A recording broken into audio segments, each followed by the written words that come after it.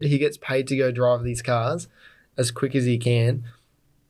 It's every second weekend he's driving things, which is like that's a dream goal for me.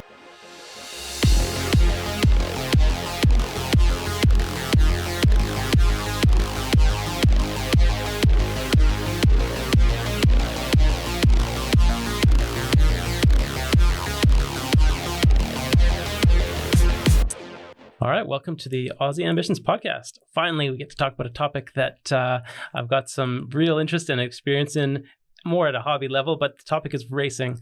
We got Bayley Hall with us today. Hi, Bayley. How are you? How you doing, mate? Good, thanks. Yeah, excellent. So just tell us a bit about what you're working on. Fair to say you are a professional race car driver? Yes, I'm a professional race car driver. I drive for Andy McElrea in a Porsche 991. I'm only 17 years old, but I'm getting through grade 12 at the moment, and starting my ambition to become a professional race car driver for the rest of my life. Well, you put it out there. I mean, people are going to see, here's the guy in the chair. He looks a little young, 17 years old, and man, you've done a lot and you're doing a lot. So maybe just take us through where you're at right now. Like you said, you got the regular school. Yep. And you got this profession. So is it a part-time profession, or is it basically full-time and you just have to make the schooling work? Well, I'd say at the moment it's a part-time. So we have 6 rounds throughout a whole year, and I just completed round 1 last weekend. I'm a bit flat out. I'm starting to get call-ups from people starting to see my progress. So I've already done a 4-hour enduro previously 2 weeks ago in Sydney Motorsport Park. That's a pretty cool endurance championship that are going throughout the year, so I might get a few call-ups then. Actually, in 2 weeks' time, we're planning to go to Bathurst, Mount Panorama, for a 6-hour enduro in a production car. So I'm starting to get a lot of roll-ons from other people that are seeing my progress, but then also trying to focus on my Porsche for the year. So I'm focusing on the championship in Porsche, and that leads me towards the Porsche Pyramid, which I'll probably get to a little bit later on, but grade 12 at the moment, so it's a bit part-time. I'm at school Monday to Thursday and then worrying about my racing on the weekend. It's normally a weekend sport, so I literally go to school Monday, Tuesday, Wednesday, fly out on a Thursday, race Friday to Sunday, and then fly back midnight, off to school again the next day. Wow, all right. So that's cool. So the flying on a plane thing is actually an added twist. So I was just trying to get a sense of the routine, but why are you flying? Is it because the racetracks and that's where the events are? Yep. Yeah. So like last weekend was down at Phillip Island, which was Melbourne, and then 3 hours south of Melbourne.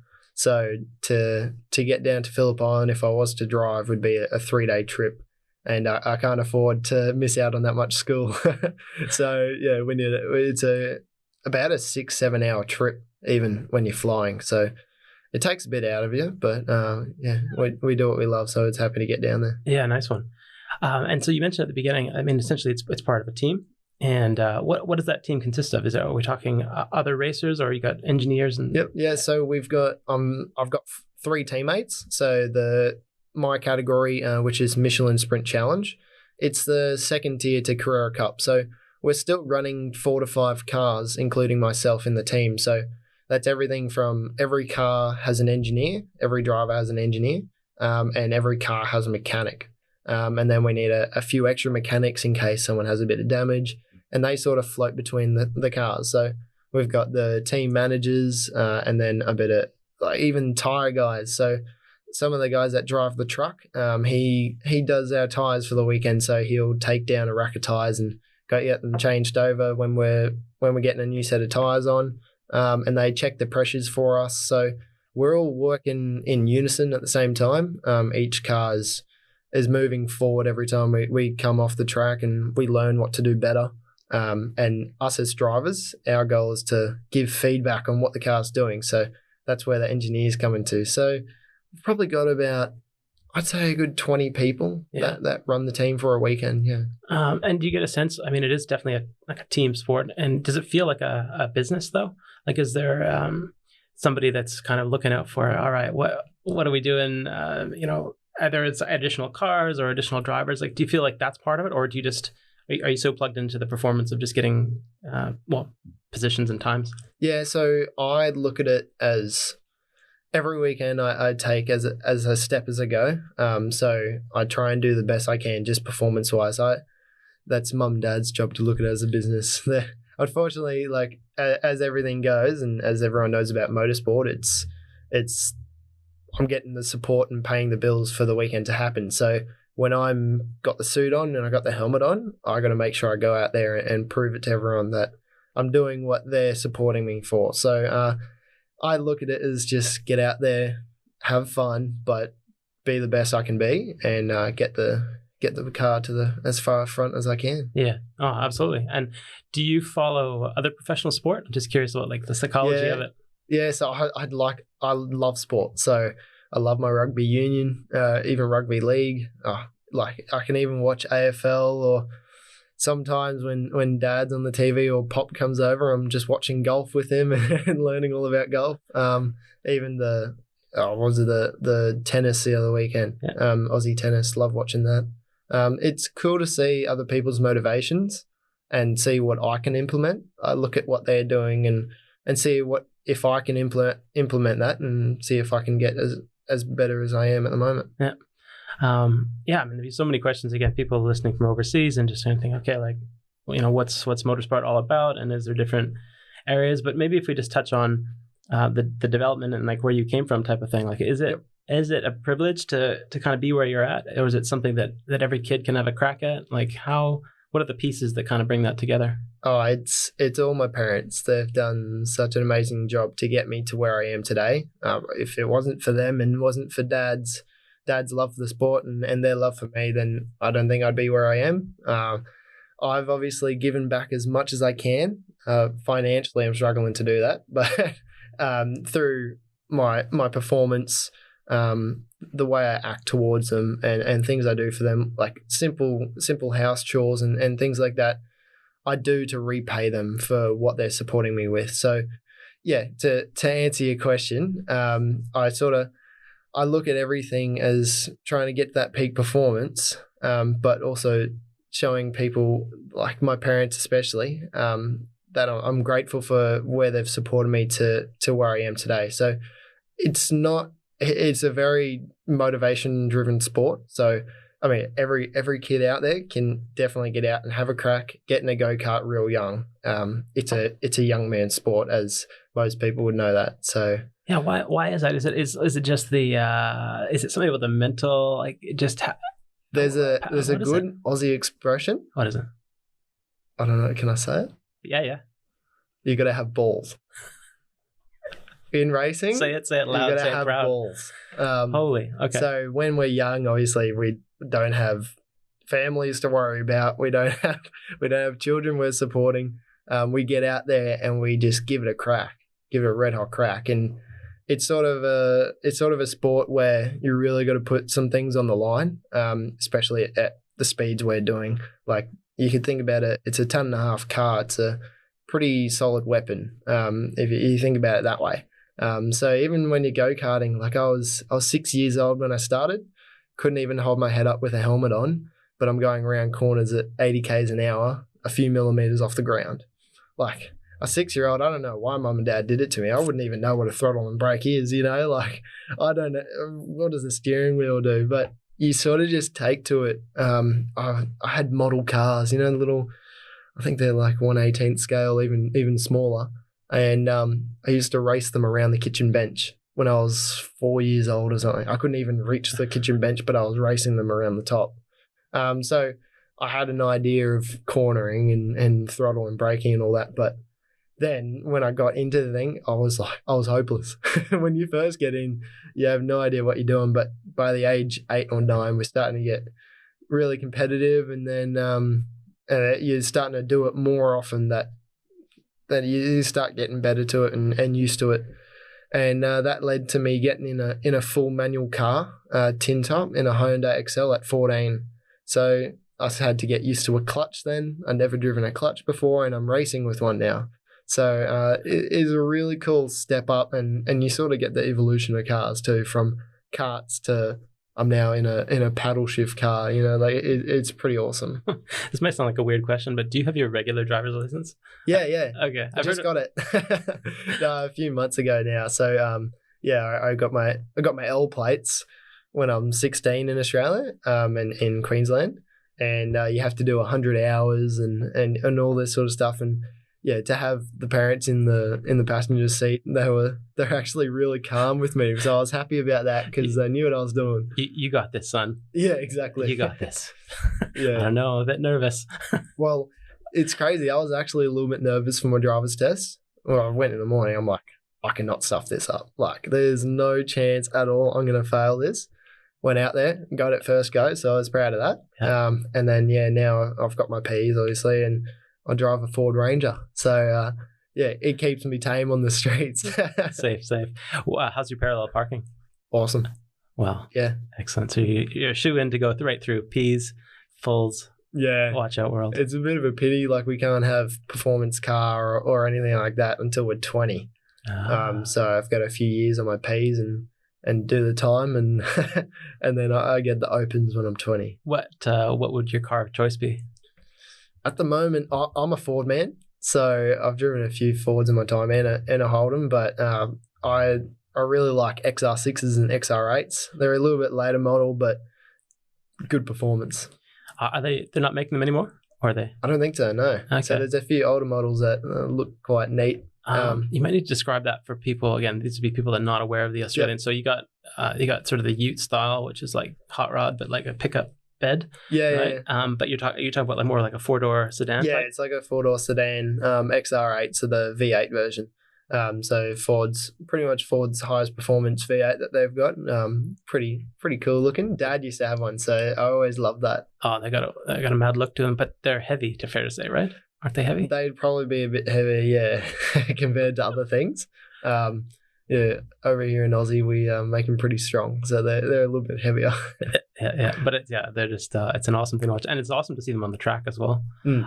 Is that part of the same series that races the V8s? Yeah, so that would have been a V8 model a few years ago. So back in, I'd say 2000 to about 2010 to 2018, they had the FGX model, which is like a Falcon. So yeah, they're the V8 version, same as supercars. Okay.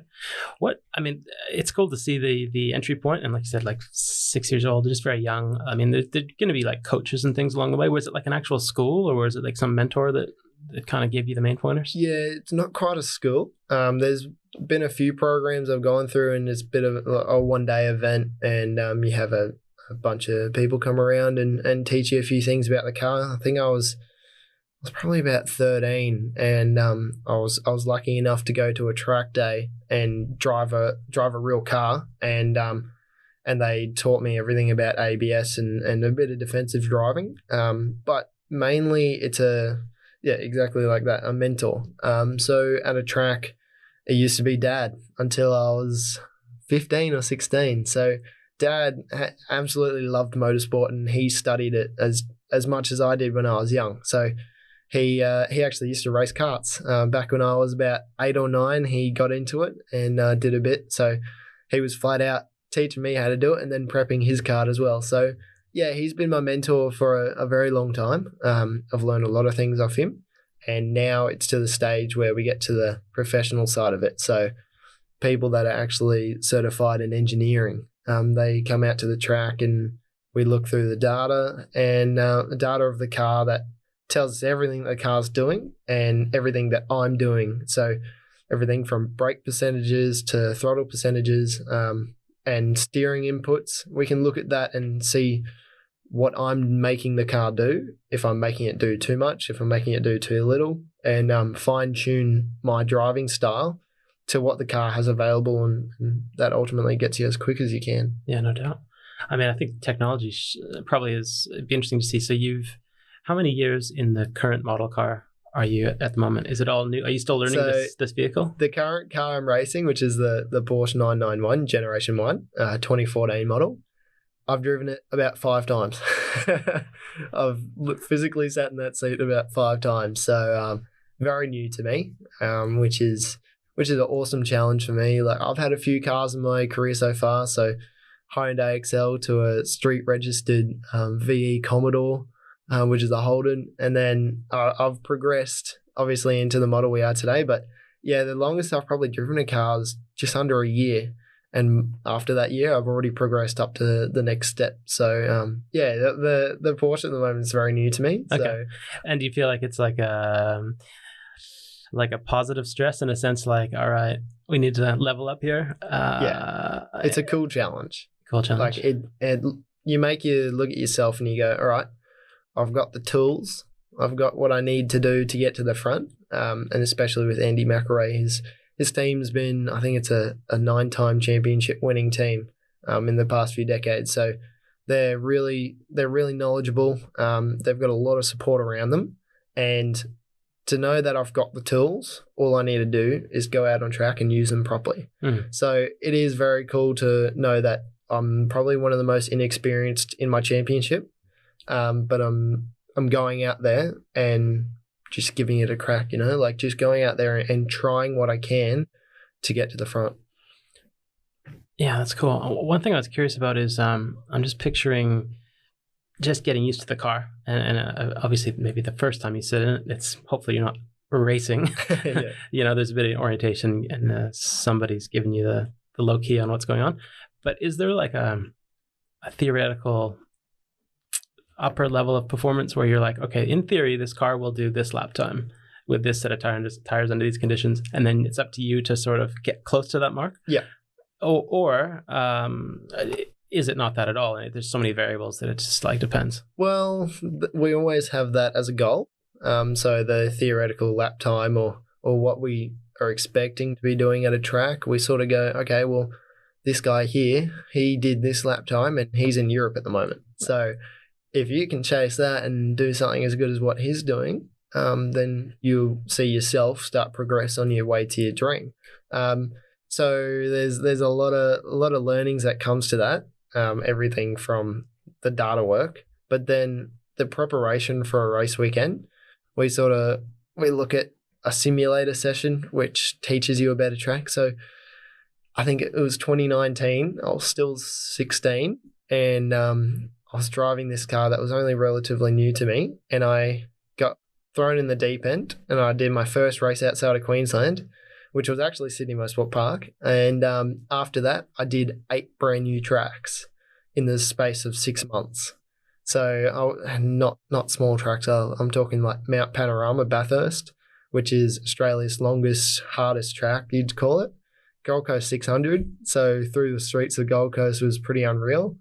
And everything from, there's a few other tracks named Winton Motor Raceway, Sydney Motorsport Park. So really awesome tracks all around Australia that I was getting thrown in the deep end and learning the car while learning the track. So it's a lot of, you got to look at all the variables though. Like I know I'm talking a lot here, but there's an unbelievable amount of variables. So you got everything from how the brakes are operating for the day, how much fuel weight you've got in the car, how much horsepower you have compared to others, the grip of the track. The grip of the track can really change.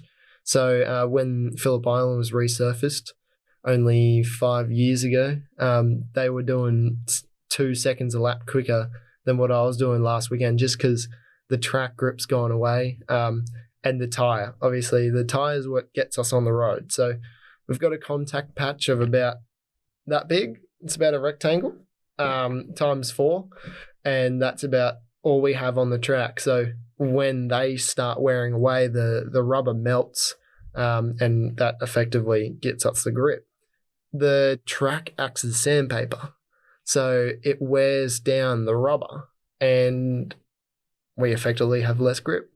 So you go into a corner as quick as you were last lap, and then the thing just starts sliding and you got to catch it. So things like that is everything you got to take. Oh, even wind. So we had a big balance change in the car because we had a headwind or a tailwind. So if you got a headwind into you got a tailwind into a high speed, it physically picks the rear of the car up, and then you start losing the rear. Or you could go into a braking error and have a headwind, and it means you can brake later. So you got to take all this in really quickly and make decisions to try and be as quick as you can. Geez, it almost feels like what it might be like in terms of like being in a fighter pilot cockpit where there's just like so many different things. Yeah. And then is there a headset? Is someone talking you through some of the key fine-tuning things to look out for? Obviously, the human body has limits, right? Yeah. Concentration and so on. Is it actually like, is it a calm or is it an intense concentration? At the moment, I'm progressing myself to be very calm in the car. The heart rate monitor won't say it, but to be doing 140 beats per minute, it's actually very calm. So to give you an idea, my qualifying lap, which is fully committed, like as late as you can go into any corner, as fast as you can go through any corner. I think I was at about 180 beats per minute for 5 minutes straight. So yeah, there's really high, really high intensity. But I keep myself really calm in the car because one thing I'm starting to learn is that a calm me is a calm car. So the car will react better to what I'm doing if I can just relax and put the inputs that I want calmly. So yeah, it's pretty intense. Like obviously we're doing 250 kilometers plus, so really high speeds. But you sort of just gotta chill out and do your laps and do the best you can. And I'm just thinking of the breathing. So heartbeat was one question I had, and then breathing. So are you conscious, like the calmness and so on? You can control your breathing. Do you catch yourself being like, "Geez, I'm holding my breath on this corner. This is a bit." Sometimes maybe, yeah. It just depends. Depends if you have a moment or not. If you got a little bit of a slide on, you might have gone, "Whoops." Yeah. But besides that, no, it's just unconscious and just goes around. But to answer your question beforehand as well about the radio, I do have an engineer on the radio, so he'll tell me everything and what the car's doing. He'll see if there's something on track that's blocking the track, little simple things like that I shouldn't have to be thinking about, or it's later on around on the track, so I wouldn't be able to see it around the corner, or I don't know it's there. I also have a driver coach, so Warren Luff, he's actually a ex-supercars driver. He's on the radio to me, telling me what I can do better. If I'm in a race and there's a car right behind me, he'll tell me, "All right, mate, look, eyes forward, get your head down and pull away, and you won't have to worry about blocking." So little things like that. Obviously, I'm pretty inexperienced and he's very experienced, and I take everything in like a sponge. Yeah, that's neat. I mean, you touched on that. I was thinking, okay, at some point strategy comes into it, especially something like an enduro race or where, you're part of it, but like there's other pieces. But that's that team aspect, right? Yep. Where it's just like you do your best, and then you have to rely on other people doing their best as well. Well, I couldn't be out there on track if I didn't have a team around me. So although it looks like a single person sport when we're out there and we're the only person in the car, but there's a lot of things behind the scenes, everything to the car being prepped weeks before a weekend, any damage or tires or brakes that needs to be replaced during a weekend, they are under there as soon as they can be, and obviously they're getting dirty, they're getting grease on their fingers, and they're doing what they can do to give me the best car I can possibly have. It's cool. I mean, thinking about just moving up and to progress, like, do you feel like progressing to where you are, like, I'm just thinking, do you have like a trophy cabinet at home where you're like, all right, it's just stacked and it's just different points because you get recognized for being that pole position, winning position? Yeah, exactly. So we've got a lot of go-karting trophies from podiums back in the day. So we've got a full box that we can't even put on display because we haven't got one big enough. I know that sounds a bit like a big head there, but no, we're starting to get some cool trophies. A Bathurst 12 hour in 2020, I got a podium there, which was pretty awesome to stand on that podium at 16. So that trophy is pretty much front and center in my room. And we're starting to get I've got a few helmets now. So as the helmet technology progresses and my head keeps growing, I keep getting bigger helmets. So we've got helmet cabinets, and then a lot of trophies now, which is, it's pretty cool to see. I can look back on where I started, and it's cool to keep progression of that. Yeah, nice.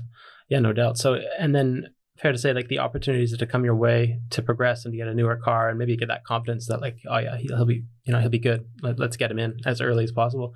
Is that a result of winning, or is it just a combination of seat time and experience?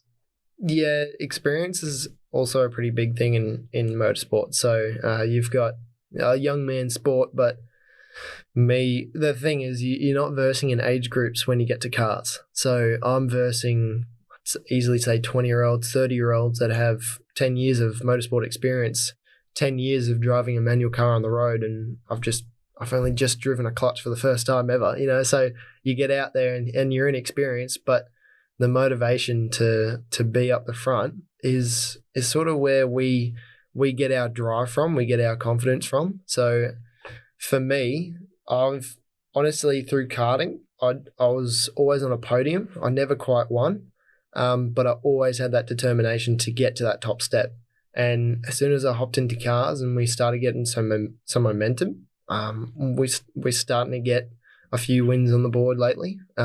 Definitely always on the podium pretty much lately. So that's a cool thing, always coming home with some silverware.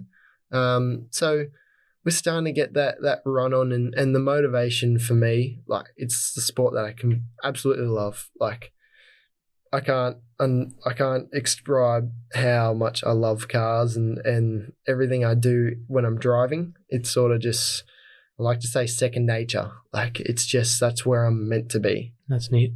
There'd be the real experience, the driving experience. You mentioned like simulations and things like that. And sort of like, is there a combination of, like, is it mandatory to go through simulations for what you do? It's not mandatory, but me personally, that's pretty much as close as you can get to driving a real car.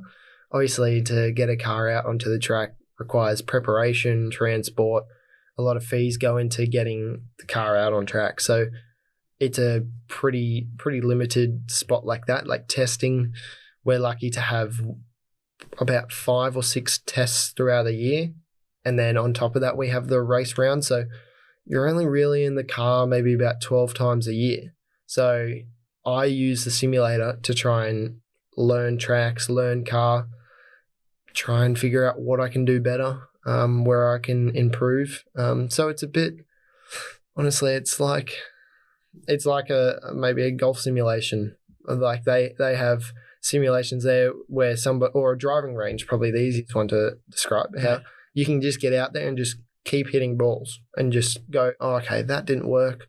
Let's try this, change the angle, try a different club. So it's a little bit like that. So I get onto the simulator. McElrea have a really cool one where it's got hydraulic system. Yeah. So we can feel what's close to what a G-force would feel like, and a very similar pedal box and paddle shift and force feedback. So there's a lot that goes into it. And I just get on there. I just do laps.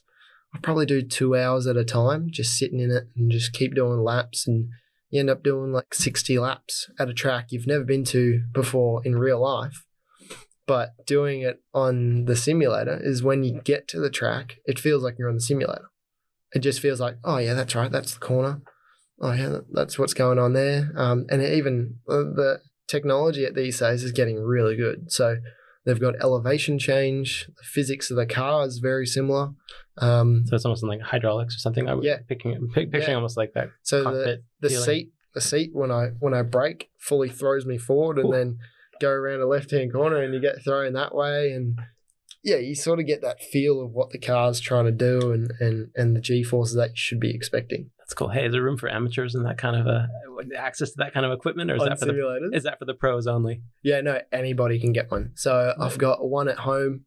I just got a TV, or most people have the big screen wraparound computers. Right. It's just a computer program. Oh, really? Okay. And you just wire up the few. So there's a steering column and then a brake pedal box, and you just wire that up. Like there's PlayStation ones these days, I think for like not even $300, and you can whip it together, get the Formula One racing game on, and you can drive a Formula One car around all the best tracks in the world. Now you're talking. I mean, yeah, the people listening in thinking, oh, I'm pretty hot at this, whatever it is, whatever game is the best one out there. What is the best game out there at the moment? There's quite a lot coming out these days. It's really progressing in popularity. One of the best ones I use is iRacing. So Supercars used it for their E-Series, and it's a pretty much a platform where you can live race other people on simulators. So you all come into a lobby and you race each other's cars, and you can do everything from setup on a car, so you can change the way it's balanced, and you can change if you know something that's going to make it go quicker. And yeah, it's really cool. Like you can race wheel to wheel with other people from anywhere in the globe. So it's just this really big server. Because that's sort of in the world of esports almost, like people are taking it very serious. Pretty much every motorsport thing you'll see on esports will be iRacing. Right. Okay. Well, there you go. I mean, I'm sure people are well up to it if they're listening and they're like, oh yeah, of course. Yeah. But is that something, again, like it's sort of that shift, right? So you've got the best situation. You're living this I'm experience. living the dream, yeah. So, and then there's like the virtual world. So do you ever, even just as a hobby or a bit of just a side fun, like do you fill your time with a bit of that, like a bit of the casual gamer? Not quite casual for me, no. I use it pretty much just for training.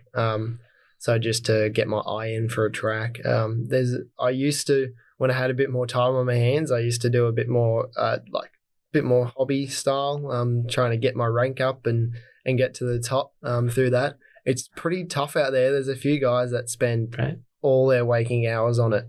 So obviously it's like any other game. There's a few people out there that know better tricks of how things can be done better.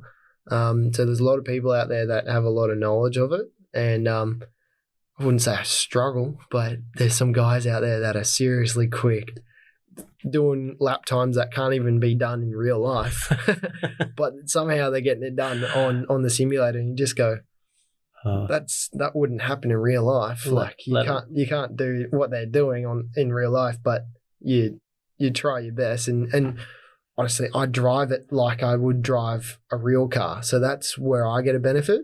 The lap time doesn't come out of it because there's someone over there doing like something mad and just getting some like 2 seconds quicker. And I'll just go, where are you getting that time from? It's like, you mustn't be driving it like a real car. But yeah, it's pretty big at the moment. I wouldn't say I'd do it casually.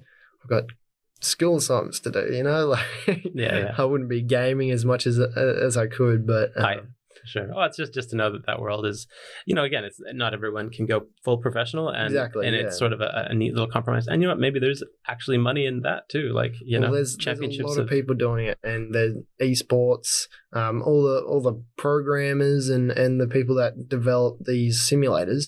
There's so much support behind them, and it's awesome to see people giving it a crack. And there's probably a lot of people out there that can't get a car out onto the track, and I mean, we all drive a car on the road, so we all think we know what we can do with a car. But when you get it on a simulator, I've had so many friends come over and, they're in a wall here, in a wall there, and they go, wow, is this close to what you do? Like, wow, that's so hard. And there's a lot of people out there that are really good at it, and it's awesome to see. I mean, it's probably good for the sport overall, right? Like, even, obviously, there's, it's in a competitive sense, it's not the real thing. So, it is gaming and whatever. But I think they're probably building the fan base, I imagine. Exactly, yeah. It's giving people a relatability. So they get into a car in the simulator and go, oh, wow, that's so cool. And then they watch the real things and they study it and they go, wow, I was doing that last weekend on the simulator. Like, that's so cool. And they can relate to it much better. So it's awesome that people get out there and get on the virtual world. Yeah, that's cool. I mean, that kind of brings us back to maybe what we were chatting before we started here, which was kind of the next steps in the progression of things. So obviously, team sport, I imagine there'd be sponsorships and lots of just different people that can offer support. Might just be people showing up to the events and however the motorsport events they want to sell out Phillip Island events, and they want people to come and as a draw. Is the type of thing that what kind of the crowd control happens there? Can anyone come to, you sell tickets to those events? Pretty right? Much, yeah. Yeah, so most tracks are obviously quite open. Right.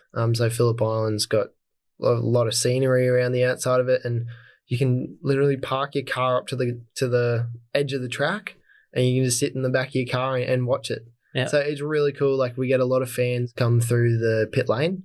So we're usually a support category, so we're just behind pit lane. So it's really comfortable, really calm. Anybody can come sit in a car. I had a little fella, I think he was about 6 years old. around that, and they just come. They love seeing me in a suit, and they go, "Oh wow, he's a race car driver," like that's pretty cool. And they come and I let them sit in the car. They get an idea of what's going on. Very, very relaxed what I'm doing at this stage, and even to supercars, the pinnacle of Australia, they get tours come into the garage. People understand what's going on with the car. They see what the team's doing. So there's a lot of fan base around us, which is really cool. It's a cool side of it. You get a lot of young fellas that they're going, "Oh, I want to be a race car driver one day," and you just, "All right, mate, make it happen. Go out in the go-kart and give it a crack." Yeah, 100%. I mean, so you're saying even on a race day, part of the I guess the responsibility of being that is that you've got fans that you got that interaction with them, right? Yeah. So and it's not everyone, but there's moments there, right? Yeah. Well, you wouldn't expect it, but at the Bathurst 1000, which is one of Australia's greatest races, biggest races, about 1,000-kilometer race. So it's normally about a 7 to 8 hour race, and they're getting interviewed a minute before they're getting in the car. So we're always in front of a camera, and always someone asking something. So we just go, "Yep, I'm about to go racing," which is pretty cool. But let's see what the camera wants to hear, and we'll give them an idea of what we're thinking and what our plan is. So yeah, it's pretty cool. We're very, I'd say, intimate between the media. It's like that sharing of because obviously not everyone can do what you do, but it's that extra time where you're like, you know what, I don't mind. I'm gonna let people know my thoughts. Like, I'm looking forward to this event. Well, a lot of people want to know. Like they see a few cars going around, but they don't know what the person behind the wheel's doing. So it's cool to sort of express ourselves instead of what they just see behind the helmet. Cool. I mean, it might be a couple steps ahead, but is it the type of thing that you see happening around you? Like people are building their fan base, and it's like, whether it's an Instagram profile or just some kind of, I think you have a website as well, obviously. Yep. Actually, just mention it now, just so we've got it out there. Yeah, so I got a website, bayleyhallracing.com.au, and Instagram, Facebook, LinkedIn, just Bayley Hall Racing as username. So everything from the social media is really important to the live coverage on Channel 7 this year during the Porsche Championship. So we get interviewers come down the track, and they go, "All right, what's your thoughts about this weekend? What's your plan? What are you planning to do for the next weekend?" And we just give them an insight of what our life's like. My sister, Shayla Hall, from Shayla Hall Photography, she's actually creating a documentary for me through the year. So this is my first year in a professional category, and she's giving everybody an idea of what goes through my life during a race weekend, outside of the track, what I have to go through to be the person I want to be. Like there is a lot of media side to motorsport, so everything I can do on and off track will benefit me. Yeah, I'm just taking a second to just realize just how powerful it is, because in Australia, absolutely, no, you can't get around it. Motorsport is very, very, there's passion there, and there's sort of camps on, what kind of car it is and so on. But in the circuit that you're doing now, is that something that you can see through many steps? Because I think you were talking about this has got connections to a global circuit. So I'm glad you said that, because the Porsche pyramid, a lot of people mention it. It starts off with where I am today. So I'm on the bottom tier, and I got to work my way up. And at the pinnacle is European motorsport. So everything from GT championships to the 24-hour series. I do really love my endurance racing. I've done a few now, and that's where I want to go with my career. So everything from they do Le Mans 24 hours, if you heard about them. Sebring, I think they've got a race on this weekend. Just the long races, you get so much track time, and you're talking about the caliber of cars that are there. You've got the best drivers in the world driving Mercedes GTs and Lamborghinis, Ferraris, Aston Martins, Audi R8s. You just go, wow, this is awesome. I've been around it a little bit at the Bathurst 12 hour, as I mentioned. There's McLarens going around and Bentleys passing you, and you just go, wow, that's a cool car, but I got to remember what I'm doing. Especially as a young kid, like I look at exotic cars and I go, I wish one day I can drive that. So everything that I'm trying to do is this Porsche pyramid. So Porsche have a really awesome pathway. So it goes from my category, which is Michelin Sprint Challenge, and then you got to get some runs on the board, and they put you up to Carrera Cup, which is Australia's pinnacle of Porsche motorsport, and they support supercars on Fox Sports every weekend. So they got a really big fan base. And then what's cool is Porsche have opened up to rookies, so anybody younger than 25. That's a Michelin Junior, so I'm a Michelin Junior for the year, which is pretty cool. And they send you to Europe. They pay you to go over and do a Porsche shootout. Yep. So it's like a week's program that I'm preparing now. I'm preparing now for when I get to that spot there. So it's everything from your media training to your physical training, your mental capabilities. There's so many things off the track, and then you got to be good on track. So I'm starting to build my full package. Andy McElrea is the man that's been there. He sent 2 kids over there now, and they've won the shootout. So he's got a really good system, really good idea of what they're expecting over in Europe. It's a Porsche factory team. So when you get Porsche factory support, then you've really made it. And that's the goal for me. So I'd really love to go over to Europe. That would be my absolute pinnacle. And Carrera Cup even has a link to Australian supercars.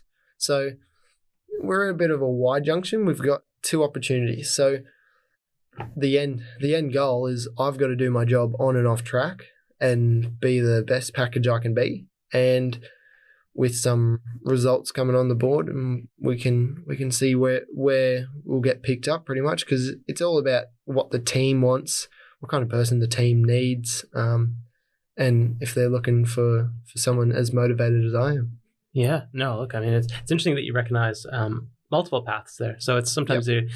Again, people with a really clear goal, sometimes you're just so laser focused and you're like, whatever happens, we're going right through. And to appreciate that there's a couple different paths still within your skill base is kind of cool. Yeah, definitely. And I think you hinted to it, but there's been a couple others that have maybe gone through that path. So are these Australians that have gone on to race at the world level? Yeah, so you'll hear the names Jackson Evans and Matt Campbell. Okay. They're probably the most successful Porsche drivers in Australia in the past 6 years, I think. I think Matt won the Carrera Cup Championship in 2016 with Andy McElrea's team, and at the moment he's a Porsche factory driver. He gets to drive the most awesome 911 GT3R, and he gets paid. He gets paid to go drive these cars as quick as he can. Every second weekend he's driving the thing, which is like that's a dream goal for me. His pretty much everything he's done is exactly where I want to be. That's neat.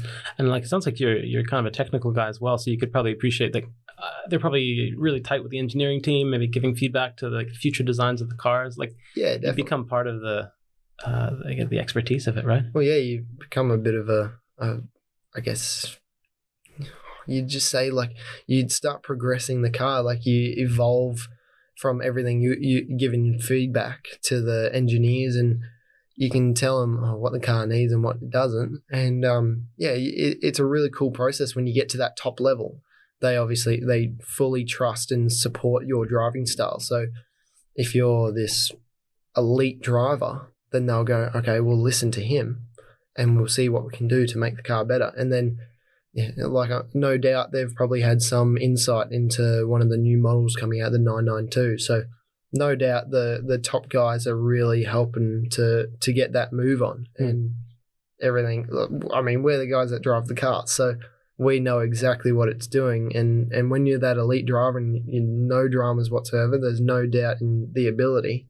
They can really tell what the car's doing. So no, that's a good point that you make. Yeah, no, it's cool. I'm just trying to think about things that I've followed over the years, and I followed MotoGP for a lot of years, and Casey Stoner, big Australian name, and it was just interesting to see his career path. He would have had a younger, early just on the bike really early, and then saw it through, but at some point, he kind of found this parallel path where he became champ and he was recognized at the world stage, and then he became almost like a collaboration in terms of giving the R&D teams some feedback. So after all of the success, he decided like, all right, my life's good. I'm happy doing fishing, thanks. And but then he found another way to almost give back.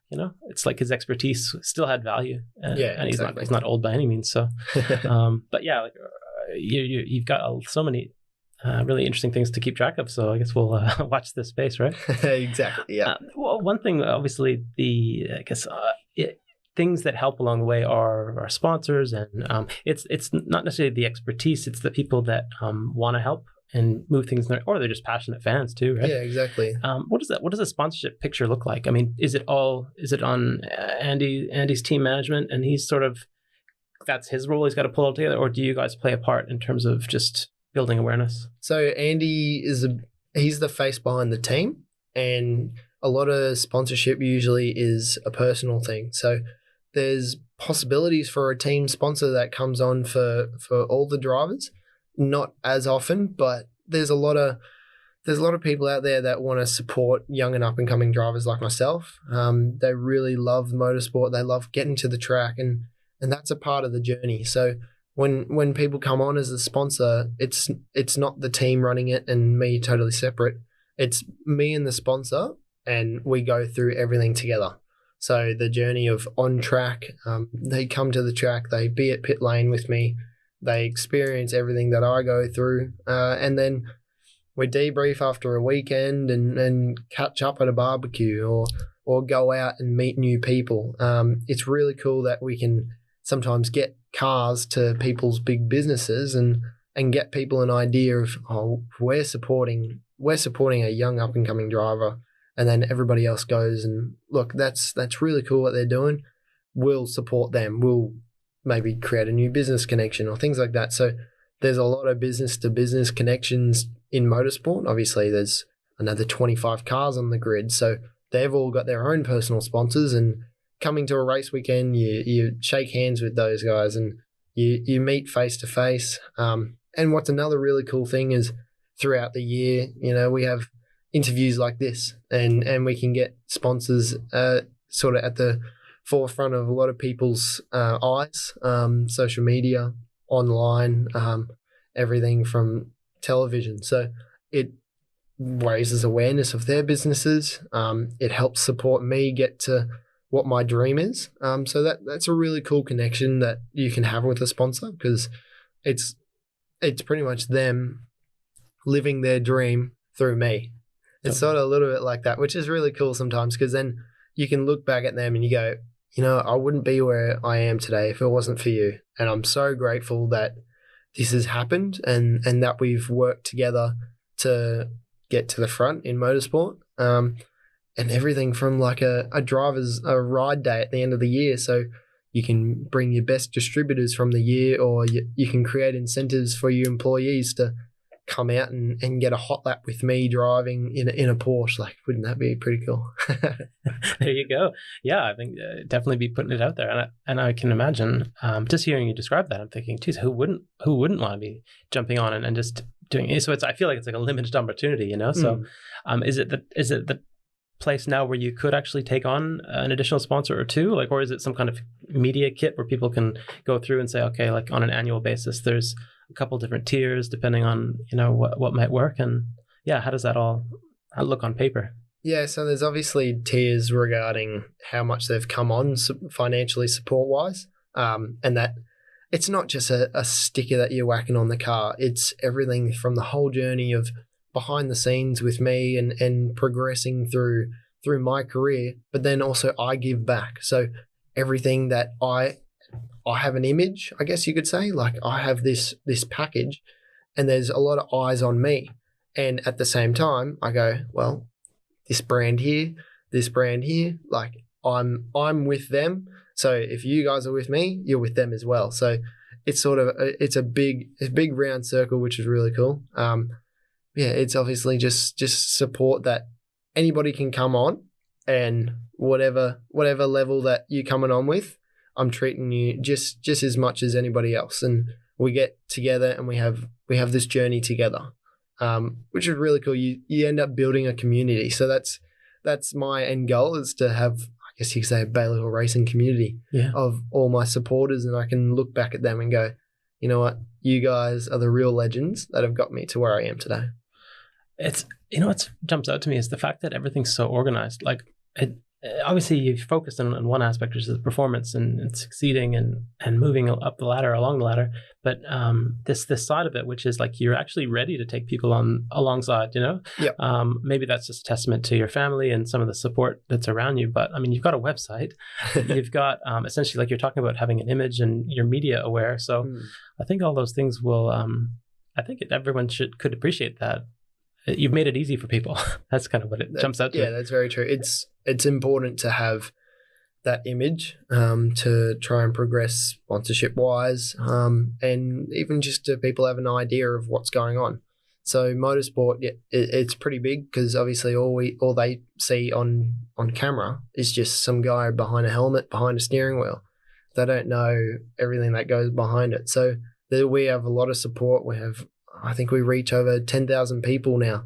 I mean, I'm only 17. I'm no huge influencer, but we're reaching like 10,000 people at each post. Every time I go out, I go, oh well, look, here's me with my sonnies, or brand this, brand that, and you sort of get people like around your life. It's not the whole goal of that, but it's a cool thing for people to have someone to look at, or have an image to look at. If they just see some cars going around, they're going to have no interest. But they know who's behind the wheel, and like, oh, that guy does wakeboarding like me. That's cool. I'm going to support him. Little things like that, like you wouldn't even know. And there's people that support through relatability like that. So that's another part where I guess you could say I love racing. Yeah, there's a lot of entertainment side to it too. It's a very switched on perspective, for sure. I mean, we've had a couple of people that are, from the Instagram kind of world, where they are just passionate about that, with connecting with people and making brands get there. And it's a lot of it's like they would never represent a brand that they didn't believe in. So it's not like a total stretch, but it's kind of like this meeting of the common interest, and be like, you know what, I love wakeboarding. So what, and even like, well, here's the gear that I use. Exactly. And that's how it works. Yeah. So it's kind of neat. Anyway, sounds like, so do you have a bit of fun doing it then? Yeah. So gladly for 2020, we've actually got a new major sponsor. So CB Gorman Life Science. John Harvey has given me the opportunity to represent his brand for the year. So very cool. We'll show you some pictures of that later on. So the new Porsches all stick it up, which is awesome. It helps. I'm just curious, what do they, Life Science, say it again? Yeah, so CB Gorman, Life Science. Life Science. So what do they do? They're like a filtration mask company. So does everything from the filtration in firefighter helmets and masks to clinical masks. They're actually supporting for the US military with all this COVID-19 that's going on. Right. They're pumping out clinical masks just to keep everyone safe. So I've had a few masks from them this year, because we're going through airports and all that. So it's all mandatory at the moment. So he's looking after me in the airports, and I look after him by getting the car to the front. So yeah, I'm really happy with that. It helps me support my parents as well, because they've gotten me completely funded to where I am today, and to keep moving from here is quite an expensive sport. So to have that support from him and the whole company is quite awesome. And we're looking forward to it in the future as well. Yeah, that's a cool little handover point. And I think there's kind of life lessons in that for anybody that's kind of going on a journey. Like, if you can just somehow make it happen, then it's not going to be like that forever. Like if you get to the point where you've got a little something unique, special, and then guess what? Everyone's going to want to jump on. So you'd almost, and being ready for that, that's what I was kind of hinting to. That, man, you guys seem really ready just to kind of like spread the wings, and like you can stay focused, but other people can partake, exactly. Get in line, but it sounds like pretty neat. So, no, really, really cool. Appreciate you sharing all that.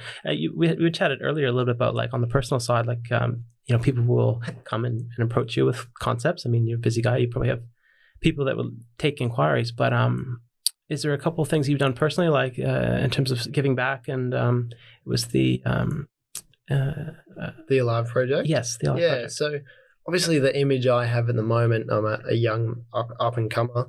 I've got a lot on my plate, but there's a few things I'm trying to use my image as a positive for a lot of people out there. So there's a lot of relatability with myself, and there's this image that a lot of children out there can look up to. So to give you an idea, there's a youth suicide prevention group that I've joined for the time being and future on. So the Alive Project. They're doing everything from sports teams to schools, just in the adolescent age where suicide is honestly and unfortunately most prevalent.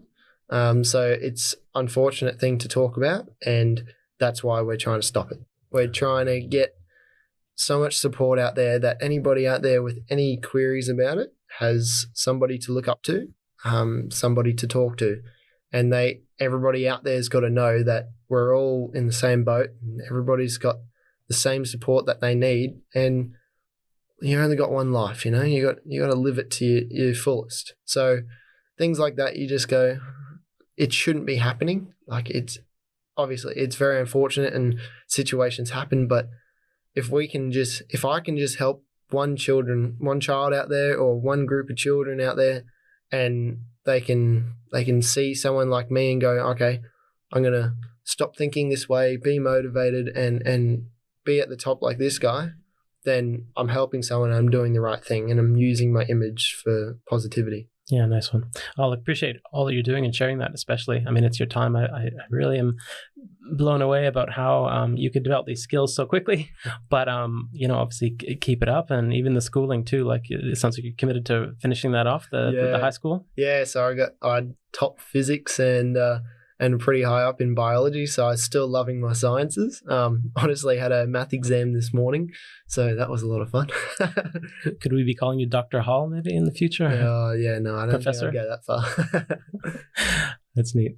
Good fun. Listen, I appreciate you coming on and sharing all that good stuff. I mean, we'll be following your journey. Like you mentioned, it sounds like you're open to people following on. So it's an Instagram and bookings through your website for sponsorship inquiries. Yeah. So any sponsorship inquiries, which would be awesome to join my journey and my career throughout this process. Obviously, very young.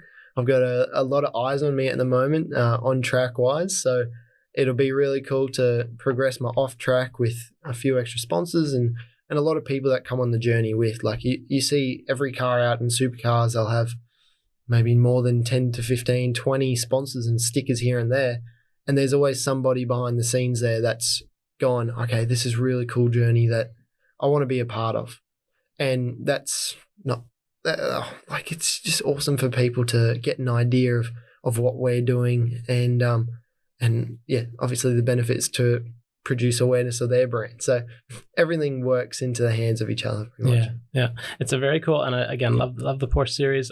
I just great to see it all happening and bring some visibility to it. So eventually on the global stage, we're looking out for you. Yeah, definitely. All right. Nice one, mate. Thanks for coming on, and we'll catch you later. Thanks, guys. All right.